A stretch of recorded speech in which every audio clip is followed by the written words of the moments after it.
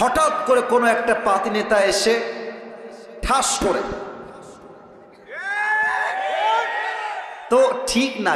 কোনো বাপের বেটা যদি আজকে থাকেন এই মাহফিলে, আসেন, ওয়েলকাম, আসেন আসেন আসেন আসেন আসেন আসেন। আপনার পিঠের চামড়া একটাও থাকবে না যশোরের ভাড়া আমার, কোনো ভয় নাই। আমার হাতের দিকে তাকিয়ে বলেন কিতাবটার নাম আল কোরআন। ভূমিকায় কিছু গভীর কথা বলার চেষ্টা করছি, মেহেরবানি করে মনোযোগটা ডানে বামে নয়, সোজা কনসেন্ট্রেট অন দিস লেকচার, পরিপূর্ণ মনোযোগ দিয়ে শুনবেন। কিছু প্রশ্ন করছি, উত্তর দিবেন। বলেন তো সবাই, দুনিয়াতে আসার পূর্বে আমাদের সকলের রূহ বা আমরা সবাই জাহান্নামে ছিলাম না জান্নাতে ছিলাম?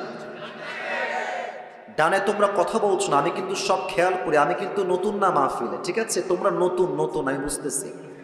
কথা বলতে হবে। আবার বলবো, সবাইকে প্রশ্ন উত্তর দিবেন বাঘের মতো, সিংহের মতো গর্জন দিয়ে। মুসলমানদের আসল বাসা জাহান্নামে ছিল না জান্নাতে ছিল? জান্নাতে, in the paradise. It was in the paradise, এটা জান্নাতে ছিল। সেকেন্ড প্রশ্ন সবার জন্য, আমাদের আদি পিতা, প্রথম পুরুষ, যিনি দুনিয়ায় প্রথম এসেছেন অ্যাজ এ প্রফেট, নবী হিসেবে, আমাদের প্রথম নবী, প্রথম পুরুষ, তার নাম কি বলেন সবাই? ডানে কিন্তু আবার উত্তর আসে নাই। আবার বলেন সবাই, নাম কি? কথা বলতে হবে আমার সাথে। আদম আলাইহিস সালাতু ওয়াস সালাম। আপনারা সবাই জানেন যে আদম আলাইহিস সালাতু ওয়াস সালাম একটা নিষিদ্ধ গাছ থেকে ফল খেয়েছিলেন। এজন্য আল্লাহ তাআলা তাকে দুনিয়াতে পাঠিয়েছিলেন। তো উনি যখন নিষিদ্ধ গাছ থেকে ফল খেলেন, উনি চাইলে নিজের ভুলকে ঢাকার জন্য একটা আর্গুমেন্ট করতে পারতেন। আল্লাহকে বলতে পারতেন যে আল্লাহ এই এক্সকিউজ, আল্লাহ এই ভুল, সেই বাহানা, ওই বাহানা। He didn't make any excuse. তিনি কোনো বাহানাই তৈরি করেন না, উনি সোজা বলছেন, রব্বানা যালামনা আনফুসানা ওয়া ইল্লাম তাগফির লানা ওয়া তারহামনা লানাকুনান্না মিনাল খাসিরিন। ও আল্লাহ, I have made a mistake. আল্লাহ, আমার ভুল হয়ে গেছে। তুমি যদি আমাকে ক্ষমা না করো, আর দয়া না করো, মায়া না করো, আমি তো ক্ষতিগ্রস্তের শামিল হয়ে যাব। সঙ্গে সঙ্গে আল্লাহ তাআলা বললেন, আদম, আমি তোমার ভুল, আমি তোমার অন্যায়কে মাফ করে দিলাম। সবাই পড়েন সুবহানাল্লাহ। উনি দুনিয়ায় আসলেন। এবার খুব ভালো করে বোঝেন, আমাদের আসল বাসা ছিল জান্নাতে, আমরা এসেছি দুনিয়াতে। আমরা যেন পথভ্রষ্ট না হয়ে যাই, পথ ভুলে না যাই, আল্লাহ বললেন আমার বান্দাদেরকে পথ ঠিক রাখার জন্য, রাইট ইনস্ট্রাকশন দেওয়ার জন্য আমি আল্লাহ দুনিয়াতে দুইটা জিনিস পাঠাবো। Look at my two fingers, দুইটা আঙ্গুল দেখে বলবেন কয়টা জিনিস? আব্বাজান, আপনারা একটু কথা কইয়েন আমার সাথে, আপনারা আমার ভালোবাসার মানুষ, কথা কতি হবে আমার সাথে। বলেন সবাই, কয়টা? এক হচ্ছে নবী, দুই হচ্ছে কিতাব। ওকে, লেটস রিপিট এগেন। আবারও বলবো, আমি এক নাম্বার, আপনারা বলবেন দুই নাম্বার। এক হলো নবী, দুই হলো, আবার এক হলো নবী, দুই হলো কোরআন বা কিতাব। কিতাব হচ্ছে মোট আসমানি কয়টা? চারটা। তার মধ্যে একটা কিতাব যে নাজিল হওয়ার পর থেকে from beginning to the last nothing has changed in this কিতাব। একটা অক্ষর আজ অব্দি পরিবর্তন হয় নাই। কিতাবটার নাম আল কোরআন। আল্লাহ তাআলা এই কোরআনে কি বলছে খুব ভালো করে বলছেন। 4 নাম্বার পারা, 2 নাম্বার। এই যে সোনামণি, আওয়াজ করা যাবে না এখানে। ভলেন্টিয়ার্স কে আছে? ভলেন্টিয়ার্স কারা এখানে? আওয়াজ করা যাবে না, একদম না। এখানে অনেকগুলো মিডিয়ার ভাইরা দূর থেকে আসছে, আমি দেখতে পাচ্ছি। এটা পরে যশোরের বদনাম হয়ে যাবে। মিজানুর রহমান আজহারি হুজুর যশোরে মাহফিল করে গেছেন, পুলের হাটে। আমি যখন ওয়াল্লাহি আল্লাহর কসম করে বলছি, এই মাহফিলের ফুটেজ যখন আমার চোখের সামনে এসেছে, আমি বলতে বাধ্য হয়েছি যশোরের মাটি হলো ইসলামের ঘাটে। আজহারী সাহেব জীবন হয়তো অনেক বড় মাহফিল করবেন, এটা হয়তো বা হতে পারে, বাট উনি যশোরের মাহফিল কখনো ভুলবেন না ইনশাআল্লাহ। আপনারা সেই মানুষ, মেহেরবানি করে একদম টু শব্দ করবেন না আমার কথা ছাড়া। আল্লাহ তাআলা বলছেন, দলিলটা আবারও বলছি, 4 নম্বর পৃষ্ঠা, 4 নম্বর পারা 2 নম্বর পৃষ্ঠা। আল্লাহ তাআলা বলছেন, ওয়াতাসিমু বিহাবলিল্লাহি জামিআন ওয়া লা তাফাররাকু। Oh, you who believed, hold this Quran, hold this rope. দেখেন তো আল্লাহ কি বলছেন, এটা হচ্ছে একটা কিতাব। আল্লাহ বলছেন এটা হচ্ছে একটা রশি। আমি বলেছি না কে বলেছে? এখন প্রশ্ন হতে পারে যে আল্লাহ কোরআনকে রশি বললেন কিসের জন্য? প্রশ্ন হতে পারে কি পারে না? পারে। রশি কেন বললেন বোঝার জন্য আমার এক্সাম্পলটা ফলো করেন। উদাহরণ দিচ্ছি একটা। আপনাদের খুলনা বা যশোরে কোনো কুয়ার ভেতরে আমি আসিফ যদি উল্টে পড়ে যাই, আপনারা আমাকে তোলার জন্য খাম্বা বাঁশ নিয়ে আসবেন না রশি নিয়ে আসবেন? এই যে আমার ভাইরা তোমরা খুবই অ্যাক্টিভ মাশাআল্লাহ, বাট এরা অ্যাক্টিভ না, আমি জানি না কেন। তোমরা কি তওবা করে এসেছো যে কথা বলবো না আজকে? টক উইথ মি প্লিজ, আমার সঙ্গে কথা বলতে হবে। বলেন সবাই, কুয়ায় যদি কেউ পড়ে যায় ওঠার জন্য বাঁশ নিবেন না রশি নিবেন? রশি নিবেন। রশি শুধুমাত্র নিলেই হবে না, রশির মধ্যে 2টা শর্ত লাগবে। আব্বাজান আমারে শুনতে হবে, 2খান শর্ত লাগবে। কয়খান? 2টা শর্ত লাগবে। 1, রশি হতে হবে মজবুত। রশি যদি ঢিলা হয়ে যায়, পচা হয়ে যায়, যারে আপনি টান দিবেন রশি ছিঁড়ে যাবে, সে উল্টে পড়ে দাঁত মাত সব ভেঙে যাবে। ঠিক কিনা বলে? রশি মজবুত হতে হবে। এবার দেখেন 2 নম্বর শর্ত, রশি ধরে যিনি টান দিবেন তার হাত শক্তিশালী হওয়া লাগবে। কারণ হাত যদি শিথিল হয়ে যায়, আপনি যখন রশি ধরে টান দেবেন না, আপনার হাত থেকে রশি ছুটে যাবে, ওই মানুষটা উল্টে পড়ে দাঁত আবার সব ভেঙে যাবে। ঠিক কিনা বলে? যিনি ধরবেন হাত হওয়া লাগবে মজবুত, আর যে রশি আপনি ফেলবেন রশিও হওয়া লাগবে মজবুত। এবার আসুন এক্সাম্পল দিই। আমাদের আসল বাসা ছিল জান্নাতে। বলেন সবাই কোথায়? আমি উত্তর না পেলে সামনে আগাবো না। আমাদের আসল বাসা কোথায় ছিল? জান্নাত থেকে আমরা দুনিয়া নামক একটা কুয়ায় পড়ে গেছি। আল্লাহ বলছে, ও বান্দা, তোমার উঠানোর জন্যই আমি আল্লাহটা রশি ফেললাম। ওয়াতাসিমু, শক্ত করে ধরো। সে রশিটা হচ্ছে আল কোরআন। এবার আমার উত্তর দেন, আল্লাহর এই জমিনে এই কোরআনটার মতো শক্তিশালী রশি সেকেন্ড আর কোনো কিছু কি হতে পারে? এবার আসুন সেকেন্ড প্রশ্ন। রশি তো মজবুত হয়ে গেল, এবং এই রশির মূল গোড়ায় যার হাত, সেটা হচ্ছে আল্লাহ তাআলার কুদরতি হাত। আল্লাহ নিজেই রশির গোড়ায় হাত দিয়ে ধরে আছেন। এবার আমাকে বলেন, আল্লাহর কুদরতি হাতের মতো শক্তিশালী হাত কোন নেতার হতে পারে? কোন মন্ত্রীর হতে পারে? কোন প্রধানমন্ত্রীর হতে পারে? আল্লাহ বলছে, বান্দা তোমরা কুয়ায় পড়ে গেছো, আমি আল্লাহ রশি ফেলেছি, ধরো, শক্ত করে ধরো। এই রশিকে ধরতে গিয়ে কে আহলে হাদিস, কে জামাত ইসলাম, কে চরমনায়, কে কওমি, কে আলিয়া, কে বিএনপি, কে জাতীয় পার্টি, কে চরমনায়, কে সরসিনা, দেখার টাইম নাই। আমার প্রথম পরিচয়, আমি মুসলমান ঘরের সন্তান। দল মত নির্বিশেষে কোরআনটাকে শক্ত করে ধরো। যদি তুমি ধরতে পারো তবে তোমার কি হবে? তুমি যে তোমার জান্নাতের বাসার থেকে হারিয়ে দুনিয়া নামক কুয়ায় পড়ে গিয়েছিলে, আমি আল্লাহ এমন একটা টান দিব, সবাই মিলে ধরো, আমি আল্লাহ তোমাদের সবাইকে আবার সেই হারানো বাসা জান্নাতে ফিরাই দিব। সুবহানাল্লাহ। আজকে এই কোরআন থেকে তাফসীর হবে। তবে আমার যেটা পার্সোনাল পয়েন্ট অফ ভিউ, যেটা আমি দেখতে পাচ্ছি আজকের এই মাহফিলে সর্বস্তরের লোক এসেছে। তবে আমার বিশ্বাস যত মানুষ আজকে অ্যাজ এ অডিয়েন্স এসেছে, আমার ভুল না হলে আমি বলতে চাই 80% বেশি কলিজার টুকরা যুবক ভাই আজকের মাহফিলে এসেছে। আল্লাহ এদের সবাইকে কবুল করো, পরের সবাই আমিন। আপনাদের বউ আছে কার কার একটু হাত তুলেন তো। বউ আছে? আচ্ছা, বউ আছে আপনাদের, মাশাআল্লাহ। মুরব্বীরাও হাত তুলেছে, মাশাআল্লাহ। হাত নামান ভাই, হাত নামান। আর আপনাকে বউ নাই কার কার, তারা একটু হাত তুলেন দি ভাই। ইন্না লিল্লাহি ওয়া ইন্না ইলাইহি রাজিউন। আপনার কারো বউ নাই ভাই? সত্যি না মিথ্যা? আমি বিশ্বাস করি না। আল্লাহ যাদের বউ নাই সবাইকে দিনদার নেককার বউ দিয়ে দিক, পড়েন সবাই আমিন।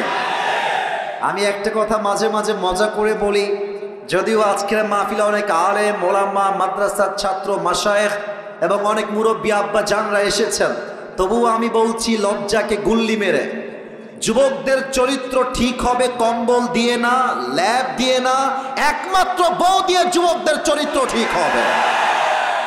আব্বা যে বোঝে না কিসে শুনি, তা আমি নিজেও বুঝি না। আব্বা বুঝতেই চায় না। আব্বা খালি কয় তোরে নিজের পায়ে দাঁড়াতে হবে আগে।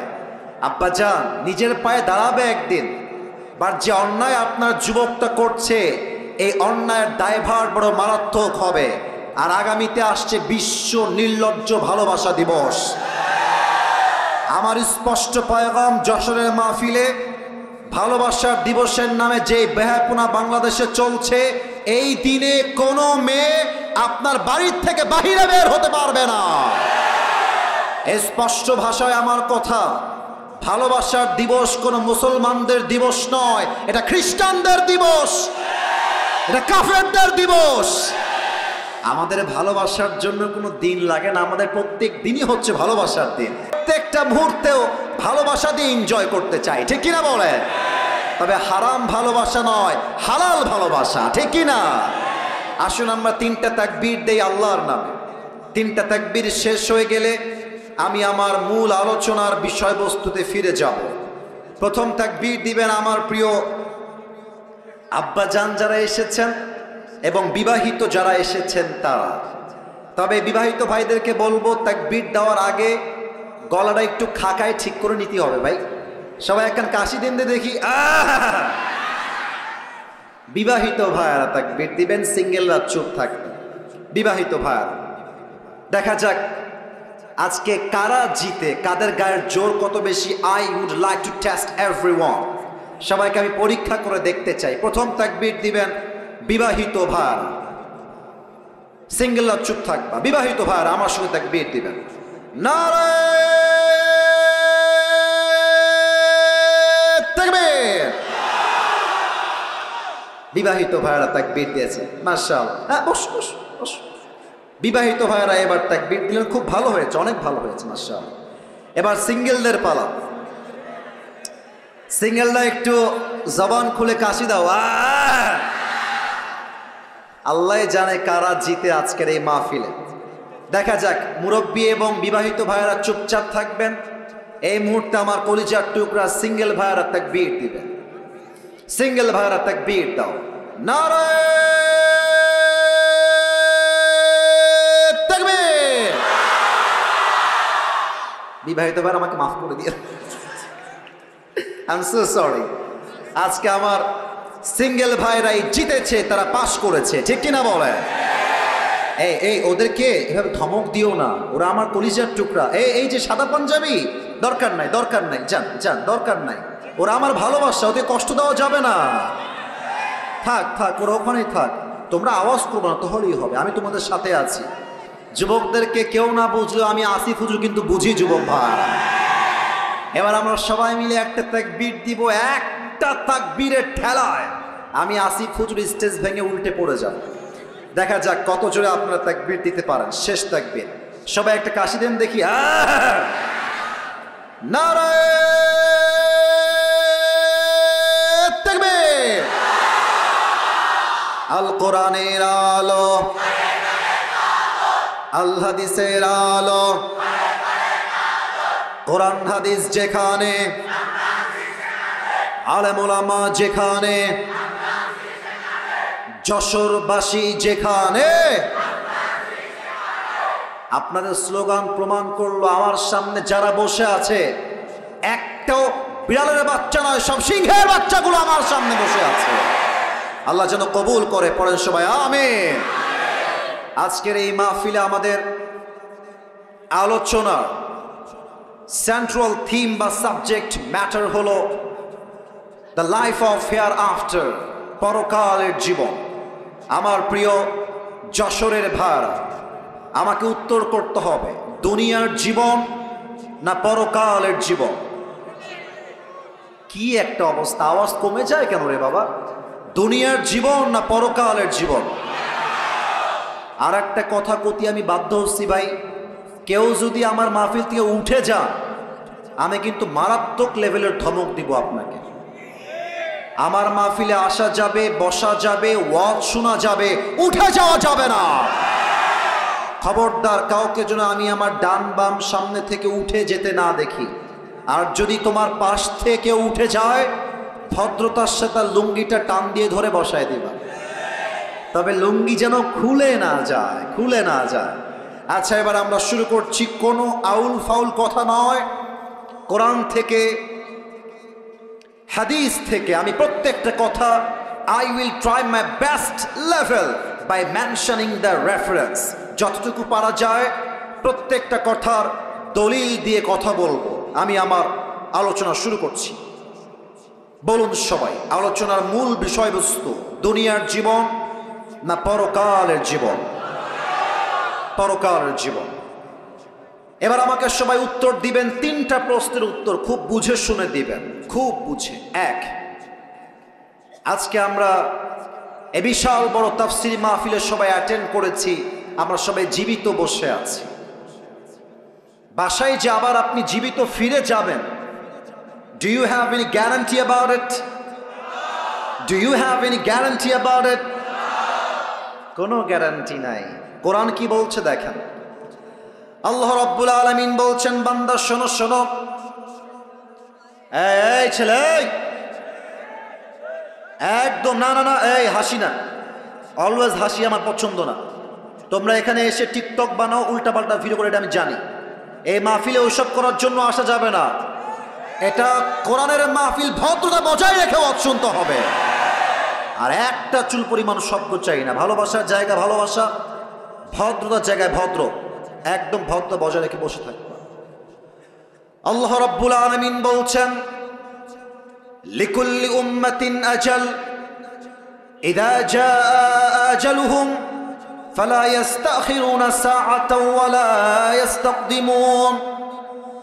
আল্লাহ বলছেন, প্রত্যেকটা মানুষের জন্য আমি আল্লাহ হায়াতের সময়সীমা বেঁধে দিয়েছি। সময় যখন শেষ হয়ে যাবে, মালাকুল মওতের মাধ্যমে দুনিয়ার থেকে উঠাই নিবে একজন। আওয়াজ দিয়ে বলেন সবাই, তিনি কে? এক নাম্বার, হায়াতের কোনো গ্যারান্টি নাই। দুই নাম্বার, এটা একটু বুঝে উত্তর দিতে হবে, বুঝে। Think before you answer of my question. একটু ভেবে উত্তর দিবেন, ঠাস করে উত্তর দিয়ে ফেলবেন না। একটু বলেন তো, এইটা কি ইহকাল না পরকাল? এই যে ভয় পেয়ে গেছেন, আরে ভাই কথা বোঝা যায় তো, পরকাল না ইহকাল? এটা কি আখিরাতের জীবন চলছে না দুনিয়ার জীবন চলছে? এবার আমাকে উত্তর দিবেন, বলেন তো, as a Muslim what do you think about it? What's your personal point of view? আপনি কি ভাবেন, জাস্ট আমাকে বললেই হবে। আমার প্রিয় যশোরের ভাইয়েরা, আমাকে জবান খুলে উত্তর দিবেন। আপনার চিন্তা আপনাকে কি বলছে? দুনিয়ার জীবন কি বেশি উত্তম না পরকালের জীবন বেশি উত্তম? পরকালের জীবনটা বেশি উত্তম। তার দলিল কি? দলিলটা শোনেন। 30 নম্বর পারা, সূরাতুদ দুহা, ঠিক 4 নম্বর আয়াত। আল্লাহ তাআলা বলছেন, ওয়ালাল আখিরাতু খায়রুল লাকা মিনাল উলা। ও আমার বান্দা শোনো শোনো, দুনিয়ার চাকচিক্য দেখে পাগল হয়ে যেও না, মাতাল হয়ে যেও না, হতাশ হয়ে যেও না। মাথায় রাখবা, দুনিয়ার জীবনটা উত্তম জীবন নয়, বরং দুনিয়ার চাইতে আখিরাতের জীবনকে বেশি উত্তম করেছে একজন, তিনি কে? The life of hereafter is much more better than this worldly life. আল্লাহ তাআলা বলছেন, দুনিয়ার জীবনটাকে আমি আল্লাহ তাআলা বেটার লাইফ বানাই নাই, এটা উত্তম জীবন নয়, বরং দুনিয়ার চাইতে আখিরাতের জীবনটাকে আমি আল্লাহ তাআলা হাজার গুণ বেশি উত্তম করে বানিয়েছি। কোন সবাই সুবহানাল্লাহ। এবার সবাই আমাকে একবার দেখেন, আমাকে দেখার জন্য দেখতে বলছি না, একটা প্রশ্ন করব তাই দেখতে বলছি। আচ্ছা, আপনারা তো আমাকে মনে হয় মানে ফেসবুক ইউটিউবে তো আগে দেখেছেন নাকি? মানে আমার চেহারা আপনার আগের থেকে চিনেন। কথা কি ভুল বললাম না ঠিক বললাম? আচ্ছা, হয়তোবা আপনারা ফেসবুকে দেখেছেন, বাট আমাকে হয়তোবা সরাসরি আজকে অনেকেই প্রথমবার দেখলেন। আমাকে একটু বলবেন, আমার দিকে তাকিয়ে আমার দাড়ি, আমার হাইট, আমার চেহারা দেখে, এটা হাসির কোনো প্রশ্ন না, এটা কোরআনের সঙ্গে রিলেটেড। আমি একটা আয়াত বলবো, তার জন্য এই পয়েন্টটা টেনে নিয়ে আসলাম। আমাকে দেখে আনুমানিক আপনাদের কত বয়স মনে হচ্ছে? আনুমানিক একটা বলেন তো, আনুমানিক 25-26। আর কোনো মতামত আছে? 28। আচ্ছা, মতামত অনেকটাই। 18 কে কয় রে বেটা? আচ্ছা, এখানে কোনো মুরব্বী আব্বাজান বামে অথবা সামনে এমন কেউ কি আছেন যার বয়স 50+, 50-এর বেশি? কার বয়স 50+? একটু ডান হাত তুলবেন, আব্বাজান, বেয়াদবি নিবেন না। আব্বাজান 1 2 3, মাশাআল্লাহ, দেয়ার আর লট অফ পিপল, মাশাআল্লাহ, হাত নামান, হাত নামান। এবার আমাকে উত্তর দেন, এটা আমি কোরআন থেকে রেফারেন্স দিব এই মুহূর্তে, বুঝে উত্তর দেন। দুনিয়ার জীবনটা কি বেশি লম্বা না আখিরাতের জীবন বেশি লম্বা? তোমরা বামের ভাইয়েরা আমার কলিজা, তোমরা, ওরা আমার সঙ্গে কথা বলছে না, আমি জানি না কেন কথা বলছো না। তোমরা তোমাদের শত্রু না, হয়তোবা আমি তোমাদের কাছে অনেক ঘৃণার পাত্র হতে পারি, তুমি হয়তো আমার হেটার্স হতে পারো, বাট কথা বলো, কথা বলো। দুনিয়ার জীবনটা বেশি লম্বা না আখিরাতের জীবন বেশি লম্বা? কোরআনে আল্লাহ তাআলা বলছেন 4 নাম্বার পৃষ্ঠা 30 নাম্বার পারার সূরাতুন নাজিআতের সর্বশেষ 46 নাম্বার আয়াত। আল্লাহ কি বলছে ভালো করে বোঝার চেষ্টা করবেন আমার প্রিয় যশোরের ভাইরা। আল্লাহ রাব্বুল আলামিন বলছেন, কান্নাহুম ইয়াওমা ইয়ারাউনাহা লাম ইয়ালবাথু ইল্লা আশিয়াতান আও দুহাহা। আল্লাহ বলছে, বান্দা শোনো শোনো, পরকালের জীবনটা কত বিশাল লম্বা হবে আমার থেকে শুনে নাও। 80 বছরের মুরব্বী আব্বাজান যেই দিন ইন্তেকাল করবেন,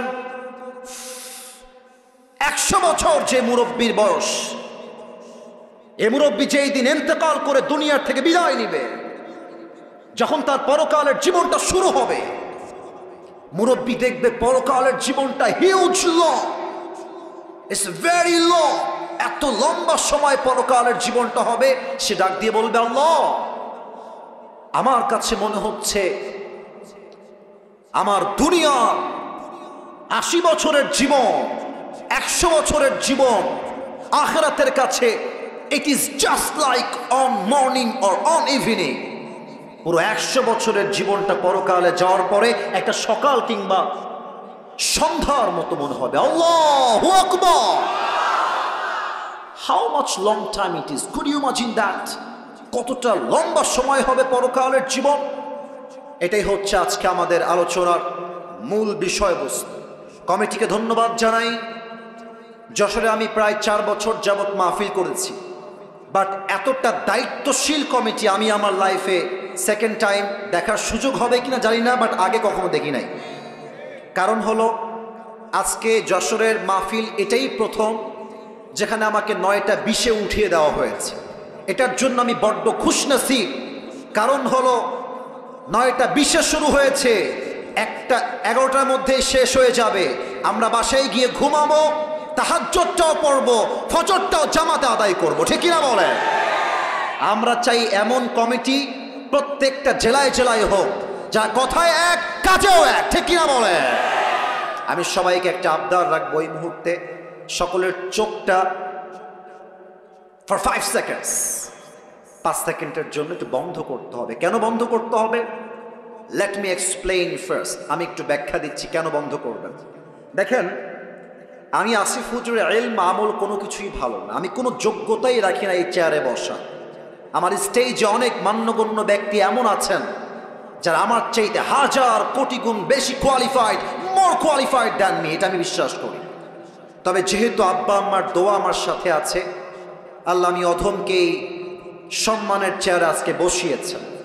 আমি খুব বেশি ইলম রাখি না, তবে যতটুকু বলবো from my capacity, from my level of capability, আমার যে সাধ্য আছে স্পষ্ট ভাষায় কথা বলবো।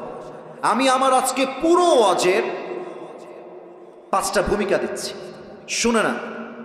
5টা ভূমিকা যে শুনবেন সে ওয়াজের 30% এমনিতেই বুঝে যাবেন। বলেন তো সবাই, পুরো ওয়াজের ভূমিকা কয়টা? ডানে আবার কথা বলেন নাই, বলেন সবাই কয়টা? 5টা। প্রথমে আমরা জানব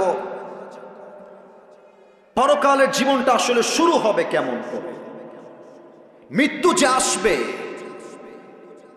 এই মৃত্যুটা আসবে কেমন করে, মালাকুল মউত আমাদের রূহটা কবজ করবে কেমনে। এখানে 2টা ভাগ হবে। 1 নামাজি বান্দার মরণ, 2 হচ্ছে বেনামাজি বান্দার মরণ। এটা হচ্ছে প্রথম অংশ আমার ওয়াজের। সেকেন্ড চ্যাপ্টার হচ্ছে আজীবন শুনেছি কবর কবর কবর কবর কবর, দ্য লাইফ অফ গ্রেভ, কবরের জীবন। আজকে আমরা জানব কবরে লাশটা দাফন হওয়ার পরে কবরের প্রথম রাতটা আমাদের কেমন হবে, ফেরেশতা এসে কি করবে, এটা আমরা সেকেন্ড পার্টে জানব। এবং সর্বশেষ আমরা আরো 3টি বিষয়কে হাইলাইট করব কোরআন থেকে, হাদিস থেকে, উইথ রেফারেন্স, দলিল দিয়ে। 1 আফটার ডেথ, মৃত্যুর পরে আমরা সবাই জানি দেয়ার ইজ অ্যানাদার লাইফ, আর একটা জীবন আছে। তো মৃত্যুর পরে আল্লাহ তাআলা সবাইকে আবার জীবিত করবেন কেমন করে, এটা আমরা জানব। সেকেন্ডলি আমরা জানব আজীবন শুনেছি কিয়ামত কিয়ামত কিয়ামত।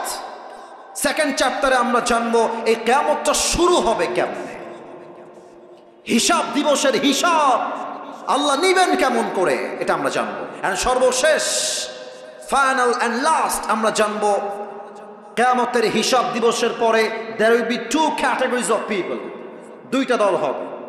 এক হচ্ছে বামপন্থী, আর এক হচ্ছে ডানপন্থী। আজকের ওয়াজে ডানপন্থীর সাথে বামপন্থীরা ভালো, কারণ আপনারা কথা বলছেন না আমার সঙ্গে, এবার থেকে আর মিস দিবেন না। আপনারা আমার কলিজা, আপনারা আমার ভালোবাসার জায়গা। বলেন তো হিসাব দিবসের পরে কয়টা দল হবে? আবার বলেন সবাই কয়টা? এক হচ্ছে বামপন্থী, আর এক হচ্ছে ডানপন্থী।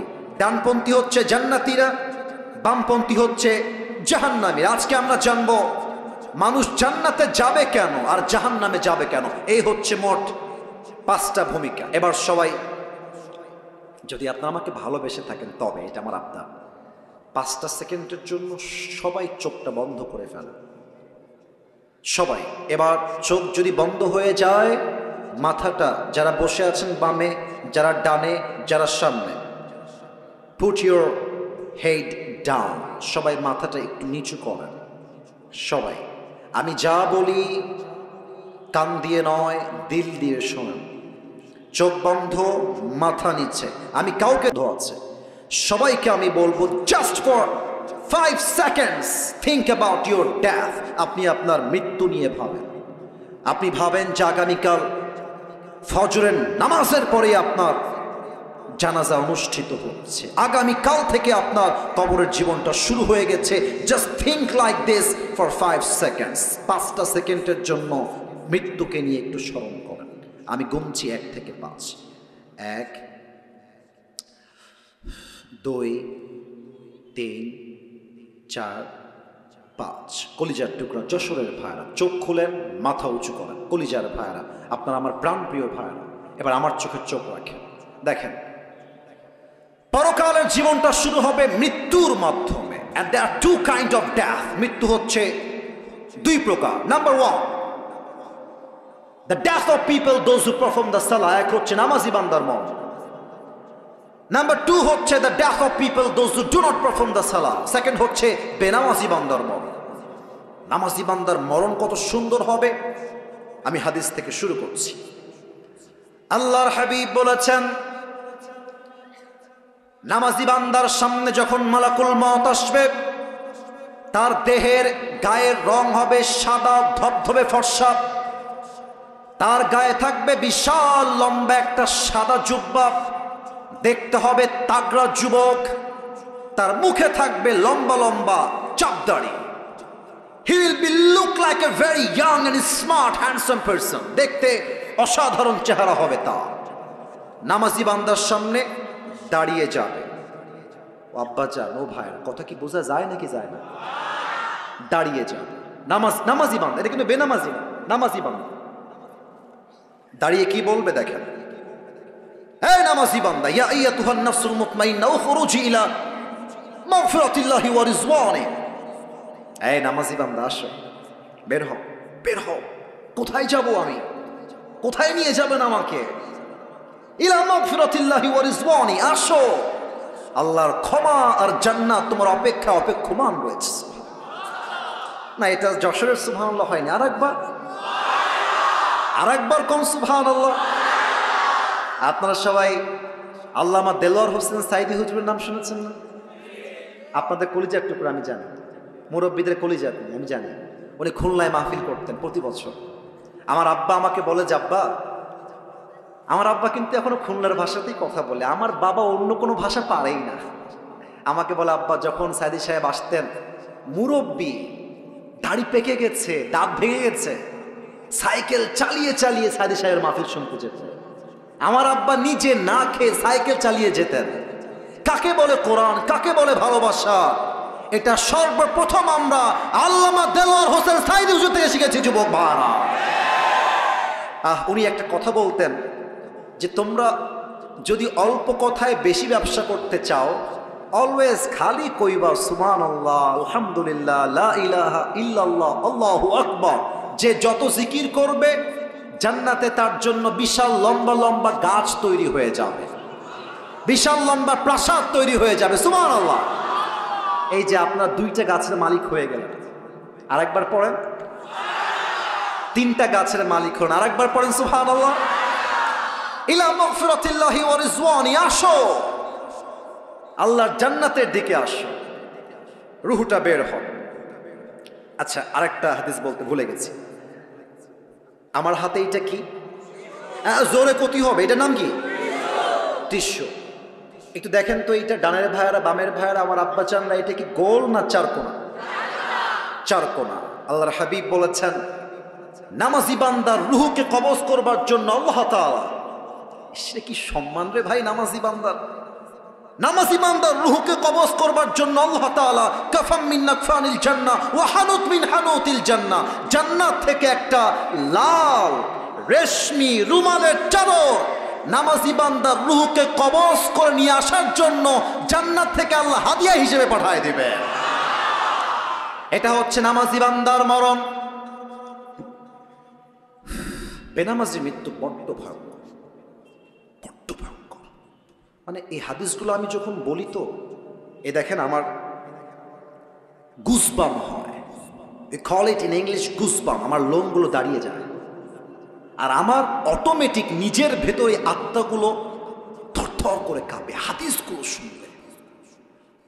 বেনামাজি বান্দার সামনে যখন মালাকুল মওত আসবে, তার দেহের পুরো চামড়ার রং হবে নীলাভ বর্ণের চেহারা, 2টা চোখ হবে লাল টকটকে চোখ। হাদিসে আসছে, মালাকুল মওতের পা থাকবে জমিনে, হেড তথা মাথা থাকবে বিশাল লম্বা আকাশ বরাবর। বেনামাজি বান্দা যখন মালাকুল মওতের চেহারা প্রথমবার দেখবে, মালাকুল মওতের ভয়ঙ্কর চেহারা দেখার সঙ্গে সঙ্গে তার দেহের মধ্যে একটা কম্পন তৈরি হয়ে যাবে, থর থর থর থর থর থর করে কাঁপবে। আর মালাকুল মওত বেনামাজি যুবক, বেনামাজি মুরব্বী, বেনামাজি যুবক, তার দিকে তাকিয়ে একটা ধমক দিবে। হাদিসে সে ধমকটাও আসছে, ইয়া আইয়াতুহান নাফসুল খাবিথা উখরুজি ইলা গাযাবিল্লাহ। এই বেনামাজি, বের হয়ে আয়, আল্লাহর গজবের দিকে, জাহান্নামের দিকে বের হয়ে আয়। একটা ধমক খেয়ে বেনামাজি বান্দার রুহটা ভেতর থেকে চিড়ে ফেরে ডান দিকে বের হয়ে যাবে। একবার ডান দিকে দৌড় দিবে, আরেকবার বাম দিকে দৌড় দেবে, আরেকবার মালাকুল মউতকে দেখে পেছনের দিকে দৌড়ে পালিয়ে যাবে। আমার বাম হাত দেখেন, look at my left hand, বাম হাত দেখেন। আমি হাদিসটা আপনাকে প্র্যাকটিক্যালি বোঝাচ্ছি, সেই দৃশ্যটা কেমন হবে সেই দিন বেনামাজির জন্য। মালাকুল মউত যখন দেখবে রুহটা আমার হাতে আসছে না, একবার বামে যায়, একবার ডানে যায়, একবার ব্যাক সাইডে পালিয়ে যায়, ঠিক সেই মুহূর্তে মালাকুল মউত তার বাম হাতটা জাস্ট লাইক দিস পজিশন বাম দিকে নিবে, আর পেছন থেকে মালাকুল মউত তার সমস্ত শক্তিকে এক করে বেনামাজি রুহের দিকে একটা থাবা দিবে। আর যখন রুহটা তার বুক থেকে এমনি টেনে হিচড়ে বের করবে, হাদিসে আসছে একটা জীবিত ছাগলকে যাবেহ না করে, তার চামড়া যদি কেউ ব্লেড দিয়ে এমনি টেনে হিচড়ে ছিঁড়ে ফেলে, ওই ছাগলটার যে পরিমাণ কষ্ট হয় তার চাইতে কমসে কম 70 গুণ বেশি কষ্ট দিয়ে বেনামাজি রুহকে কবজ করা হবে। বলেন সবাই নাউজুবিল্লাহ।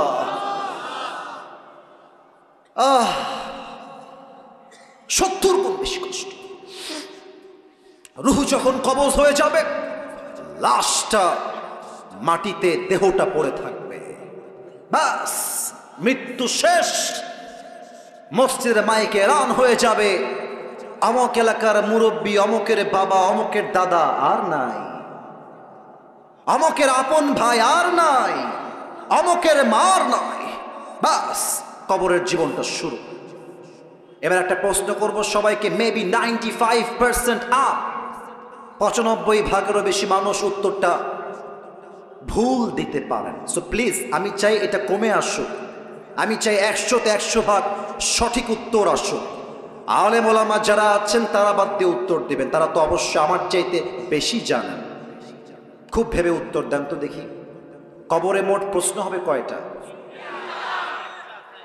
4টা। মাশাআল্লাহ। কবরে মোট প্রশ্ন 3টা নয়, কবরে মোট প্রশ্ন হবে, আমার আঙ্গুল দেখে বলেন সবাই কয়টা? এত আস্তে আমার মন ভরবে না, সবাই বলেন কয়টা? আমি প্রশ্নগুলো সবাইকে করব, আপনারা জাস্ট আমাকে দিল থেকে আওয়াজ দিয়ে উত্তর দিবেন। প্রথম প্রশ্ন, কবরের প্রথম রাত, প্রথম মুহূর্ত শুরু।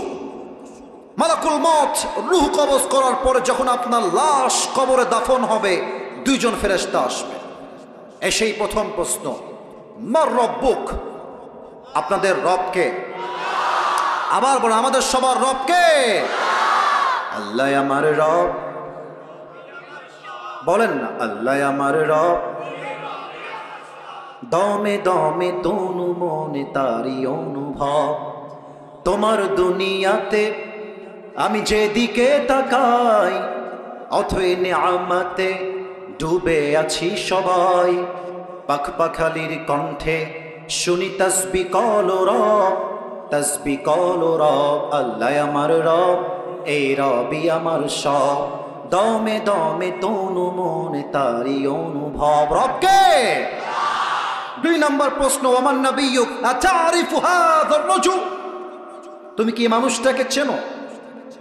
সবাই কিন্তু উত্তর করতে পারবে না। একটা প্রশ্ন করি, এটা আমার মুখে কি? এটার জন্য দেখতে প্রবলেম, তাই হটিয়েছি। এটার নাম কি? আচ্ছা, আপনারা আমাকে যতটুকু দেখলেন দাড়িতে, অনেকে দেখতে পাচ্ছেন ডানে বামে, সামনে কয়েকজন বাদ দিয়ে, বলেন তো আমাকে দাড়িতে আনস্মার্ট লাগতেছে না স্মার্ট লাগতেছে? ওরে ভাই কতই হবে, আনস্মার্ট না স্মার্ট? অনেক মায়েরা এসেছেন, আমি দেখলাম, বোনেরাও আসছেন। আই এম সো সরি, আমি শুনলাম যে অনেক বেশি আসছে। অনেক মেয়ে দেখবেন যে দাড়ি দেখলে একটু চুলকায়, একটু চুলকায়, বলে যে আমার দাড়িগুলো পছন্দ হয়। আজীব একটা অবস্থা, আমি অবাক হয়ে যাই। আমার আব্বাজান, আপনারা রাগ করবেন না আমার কথায় আব্বাজান, এটা যুবকদেরকে বলতে হবে, এটা আমি বলতে বাধ্য হচ্ছি। অনেক মেয়েদের দেখবা দাড়িওয়ালা দিনদার পছন্দ হয় না, তাদের গাঞ্জাখোর খুব বেশি পছন্দ হয়। এরকম মেয়ে বাংলাদেশে বলেন তো সবাই আছে না নাই? তোমারে যদি কেউ কয় যে আপনারে আমার দাড়ির জন্য ভালো লাগতেছে না, তুমি কবা আপু একটু সাইডে আসতে হবে, 1 মিনিট কথা কবো আপনার সাথে, 1 মিনিট কথা কবো আপনার সাথে, একটু সাইডে আসে। তো আপু যখন বলবে ভাই কি করবেন কম দি, আপনি বলবেন যে যেহেতু আপনার দাড়িওয়ালা পছন্দ হচ্ছে না, আমার মনে করছে কি জানেন, আপনার মতো মেয়ের জন্য বিটিএস এর হিজড়া ছাড়া পারফেক্ট কোনো অপশন আমার কাছে নেই। স্পষ্ট কথা, যে আমার দাড়ির জন্য আমাকে বিয়ে করতে চায় না, সে আমার বাড়ির বউ হওয়ার কোনো যোগ্যতাই রাখে না। যশোরের ভাই, এবার বলেন তো, আমার নবীর মুখে লম্বা লম্বা চাপ দাড়ি ছিল কি ছিল না? নবীর মতো সুন্দর এই তল্লাটে দ্বিতীয় আর কেউ কি হতে পারে? চাঁদের চেয়ে সুন্দর তুমি, নবী আমার কমলি হিওয়ালা, দো জাহানের বাদশা তুমি, প্যারা নবী সাল্লে আলা, দো জাহানের বাদশা তুমি, প্যারা নবী সাল্লে আলা, চাঁদের চেয়ে সুন্দর তুমি, নবী আমার কমলি হিওয়ালা। সুবহানাল্লাহ পড়েন। তো আমরা একটা কথা বলতে চাই এই মুহূর্তে উচ্চ কণ্ঠে, আমাদের দাবি এইটা, এবং এই দাবিটা আমি পেশ করছি মিডিয়ার মাধ্যমে আমাদের বাংলাদেশের প্রধান উপদেষ্টা ডক্টর ইউনূস সাহেবের কাছে। আমরা আপনাকে ভালোবাসি, আমরা চাই যখন আপনি আছেন দেশটা আপনি চালান, তবে আপনি থাকা অবস্থায় সংসদে একটা আইন বাধ্যতামূলক পাশ করতে হবে। 90% মুসলমানের দেশে যদি কোনো নাস্তিক, কোনো ব্লগার আমার নবীর শানে একটা কটূক্তি করে, সংবিধানে আইন পাশ করতে হবে, নবীর বিরুদ্ধে যারাই বেয়াদবি করবে বাইতুল মুকাররমের সামনে ফাঁসির কাষ্ঠে ঝুলিয়ে হত্যার রায় পাশ করতে হবে। 2 হাত তুলে বলেছে কি?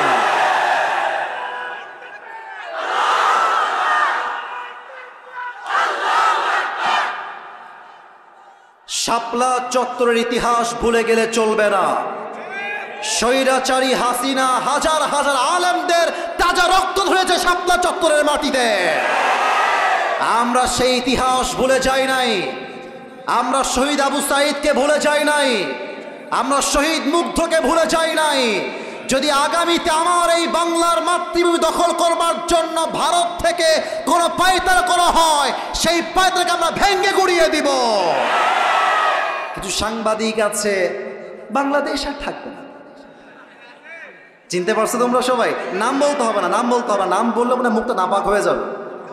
এই বেটাকে দেখলে আমার হকার তো সম্মান হয়ে যায়। একে দেখলে মনে হয় ঢাকার গুলিস্তানে আন্ডার প্যান্ট জাইঙ্গা বিক্রি করলে বেশি মানাবে যুবক ভাই। বেটা, বাংলাদেশ তোমার বাপের কিনা মাটি নাকি? যদি তোমার নিতে হয় চট্টগ্রাম আর ফেনী, আসতে হবে, আসতে হবে। আসো আসো আসো আসো, খেলা হবে। আর ভারতের এই সমস্ত কুলাঙ্গার সাংবাদিকদেরকে সাইজ করবার জন্য আমার কোন জেলার প্রয়োজন নাই। আমার যশোরের ধামাল যুবকরা একাই আরাফ হয়ে যাবে, একাই আরাফ হয়ে যাবে।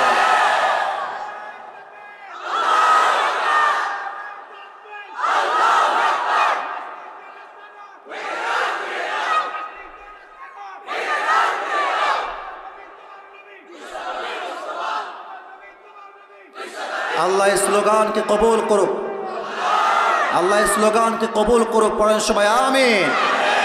তো শুধুমাত্র আপনাকে বলবে ওয়ামান নাবিয়্যুকা তারিফু হাদার রাজুল, আর আপনি বলবেন হুজুর উত্তর তো আমার মুখস্থ, হাদা নবিয়ুনা মুহাম্মাদুর রাসূলুল্লাহ সাল্লাল্লাহু আলাইহি ওয়াসাল্লাম।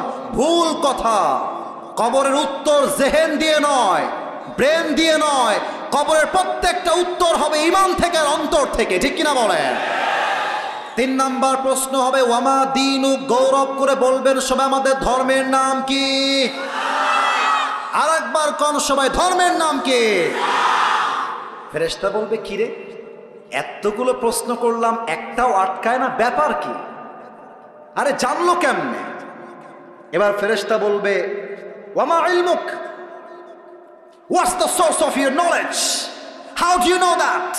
তুমি জানো কেমনে? এতগুলো উত্তর তোমার সামনে কেমনে সহজ হলো? তোমার জ্ঞানের উৎস কোথায়?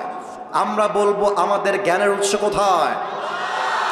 এত আসতে নয়, জোরে কোন কোথায়? আল্লাহ বলবেন এই ফেরেশতা থামো থামো থামো থামো, আর না, আর প্রশ্ন না, থামো, স্টপ স্টপ, থামো। এখনই আমার বান্দার কবরটাকে তোমরা জান্নাতের বাগান বানায় দাও।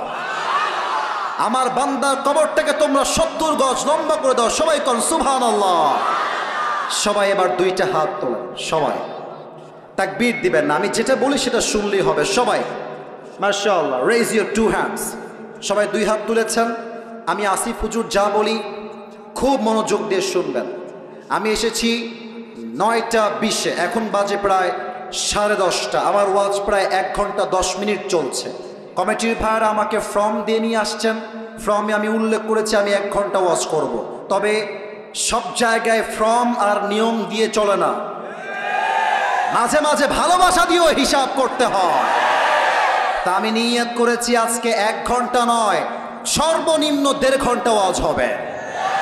তবে একটা ওয়াদা চাই সবার কাছে, ওয়াদাটা আমাকে জবান দিয়ে যশোরের সাউন্ডে দিতে হবে।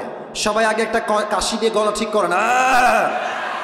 আমাকে সবাই ওয়াদা করবেন, হাত স্ট্রং, বলেন সবাই হুজুর। ডান থেকে আওয়াজ আবারও কম পেলাম, বলেন সবাই হুজুর। আমরা যশোরের সন্তান, আপনারে ওয়াদা দিচ্ছি দোয়া শেষ না করে বাসায় যাব না রে। আরে জোরে ক্ষতি হবে, যাব না রে, বলেন সবাই ইনশাআল্লাহ। তাকবীর দেন একটা সবাই, নারে তাকবীর। এখন বাকি আছে আর মোট 3টা বিষয়। এটাই আমার লাস্ট অ্যান্ড ফাইনাল টপিক। এটা আমার ওয়াজের শেষ বিষয়বস্তু। একটা প্রবাদ বাক্য আছে, আপনারা সবাই শুনেছেন আমি জানি, আমার সঙ্গে রিপিট করবেন। আমি প্রথমটা বলবো, শেষটা আপনারে ক্ষতি হবে। শেষ ভালো যার, হ্যাঁ মাশাআল্লাহ মাশাআল্লাহ। আবার কোন দেহি, শেষ ভালো যার। আমরা শেষটা ভালোবাসতে চাই এবং শেষটা আমরা দেখাতে চাই। যশোরের সন্তান ওয়াজ মাহফিলে কোনো বক্তার চেহারা দেখার জন্য আসে না, তারা একমাত্র আল্লাহর জন্য মাহফিলে অ্যাটেন্ড করতে চায়। 3টা বিষয়। নাম্বার 1, আপনি যেই দিন ইন্তেকাল করবেন, আপনার লাশ যখন কবরে রাখা হবে, ফেরেশতার মাধ্যমে আল্লাহ রাব্বুল আলামিন সবাইকে একদিন জীবিত করবেন। কেমন করে বোঝার চেষ্টা করেন, একটু দেখেন তো আমার হাতের দিকে। আমি একটা হুইসেল নিলাম, এটা বিড়ি না কিন্তু, আবার অনেকে বিড়ি ভেবে ফেলেছে। হ্যাঁ, আমি যদি এখন নেমে যাই স্টেজ থেকে, রাগ করবেন না আমার কথা, আমি যদি নেমে গিয়ে কারো পকেটে হাত দেই, কিছু লোক এখান থেকেই বের হবে যার পকেট থেকে এখন বিড়ির প্যাকেট বের হবে। মাহফিল শেষ করে যাওয়ার সময় টানতে টানতে বাসায় যাবে, ঠিক কিনা বলে? আচ্ছা, এটা কোনো বিড়ি না, এটা হচ্ছে একটা ট্রাম্পিট, হুইসেল, বাঁশি। এখন যে আমরা ওয়াজ করছি যশোরের এই মাহফিলে, ঠিক এই মুহূর্তে 10:30। এই যে তোমরা আবার শুরু করলো আমার ভালোবাসার বাহিরে গিয়ে।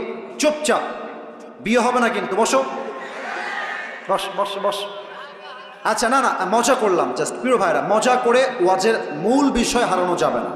এটা হচ্ছে বাঁশি বা হুইসেল। ঠিক এই মুহূর্তে, আজকে কি বার গো? মঙ্গলবার, রাত বাজে 10:30। ঠিক এই মুহূর্তে ইসরাফিল আলাইহিস সালাতু ওয়াস সালাম সিংহাটা এমনি নিয়ে দাঁড়িয়ে আছে ফু দেওয়ার জন্য। জাস্ট আল্লাহ বলবেন, ইসরাফিল ফু দিয়ে দাও। বাস, প্রথম ফু দিবে, পুরো পৃথিবীটাই ধ্বংস হয়ে যাবে। সেকেন্ড ফু দিবে, সমস্ত মানুষ, ফেরেশতা, জিন মরে শেষ হয়ে যাবে।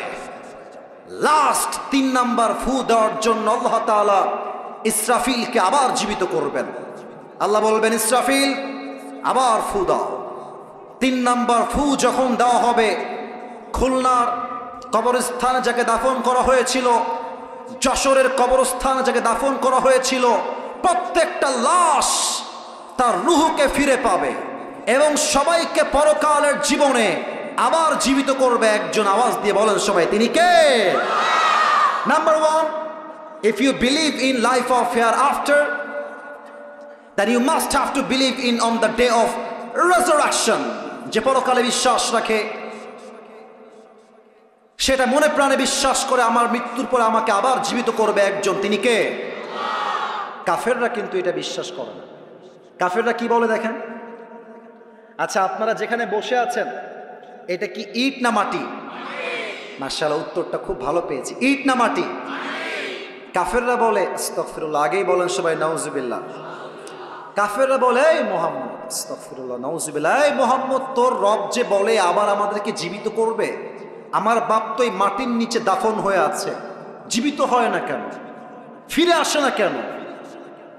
যদি পরকাল সত্য হয় তাহলে আমার বাপ ফিরে আসে না কেন? কেমনে সম্ভব যে আল্লাহ আবার আমাদেরকে জীবিত করবেন আমার এক পরকালের জীবনে? আল্লাহ জবাব দিচ্ছেন।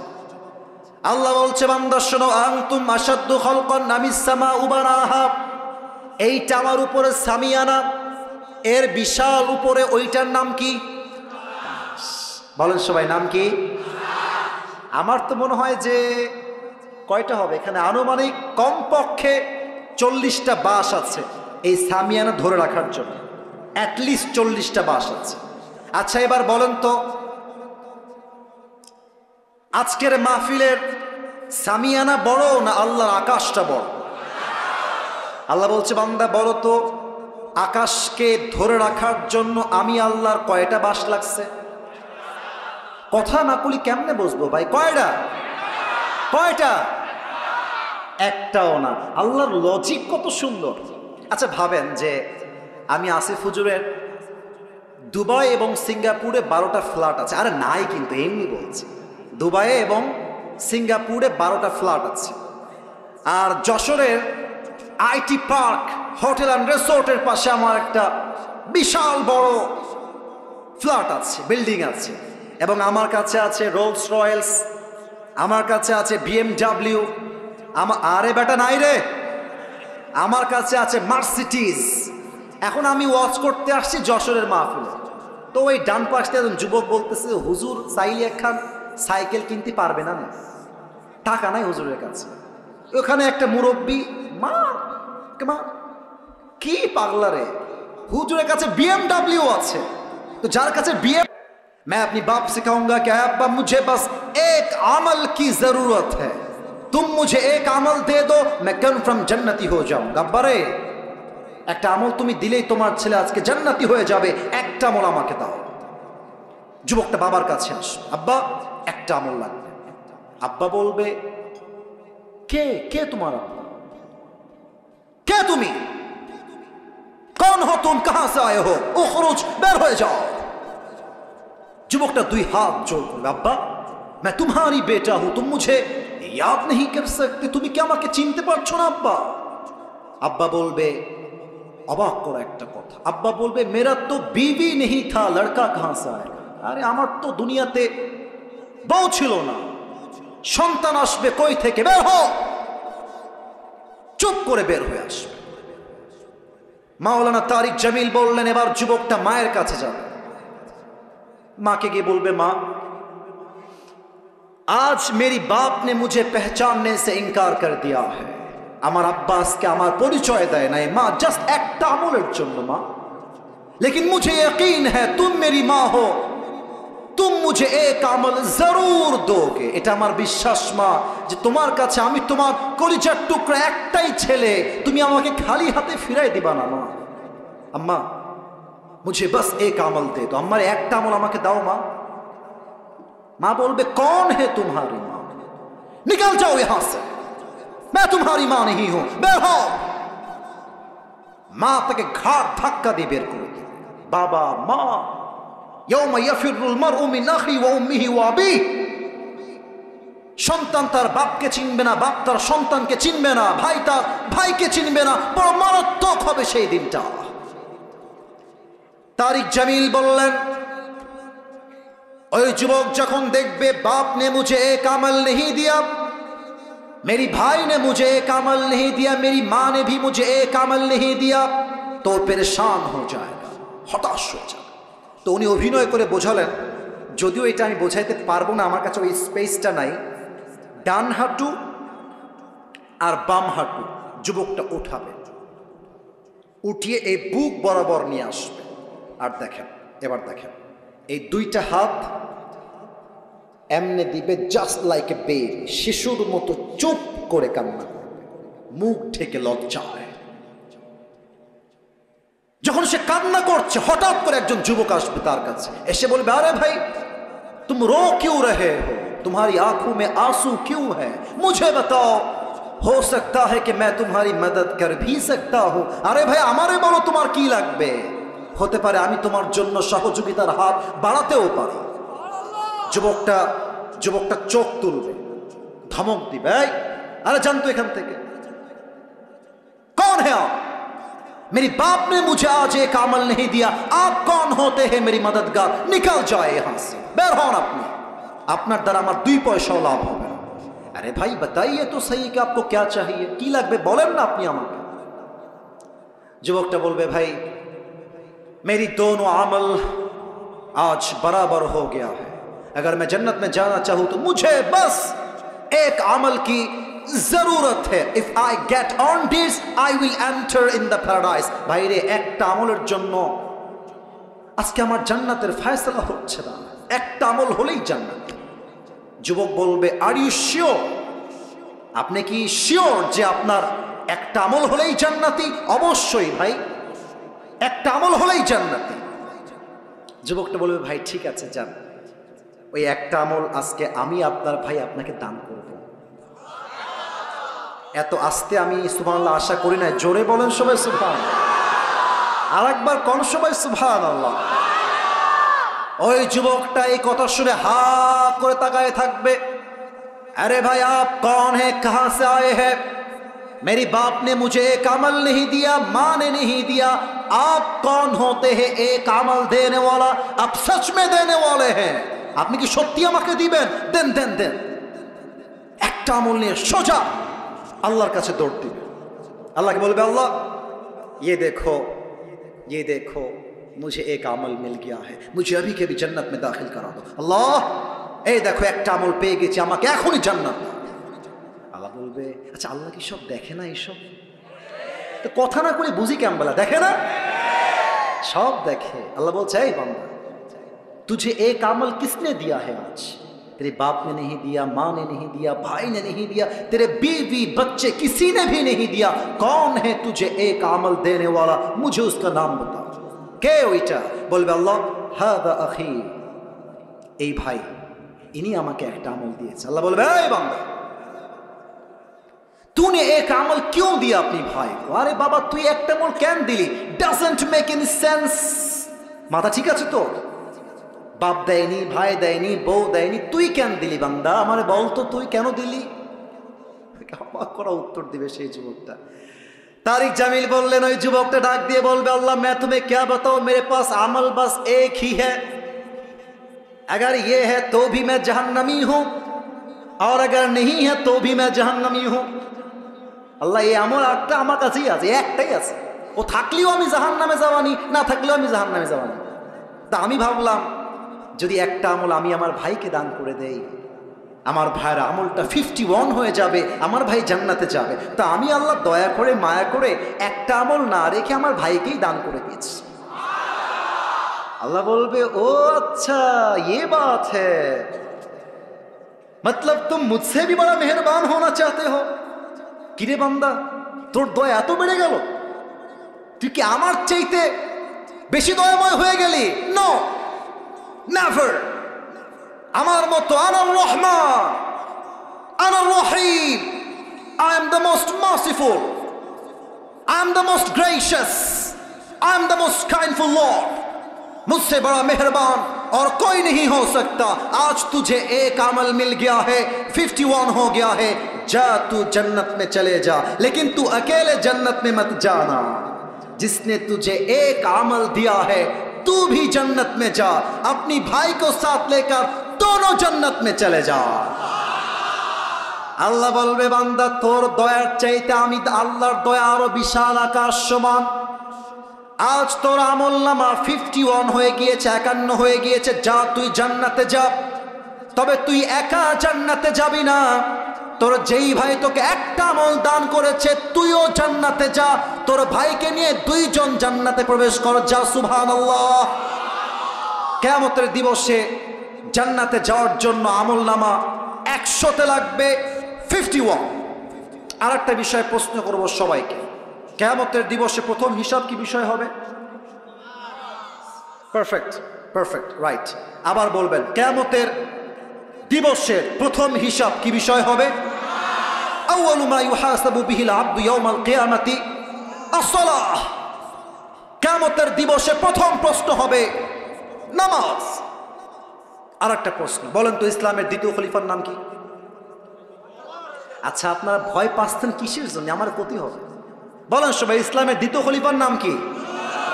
ওমর ফারুক রাদিয়াল্লাহু তাআলা আনহু।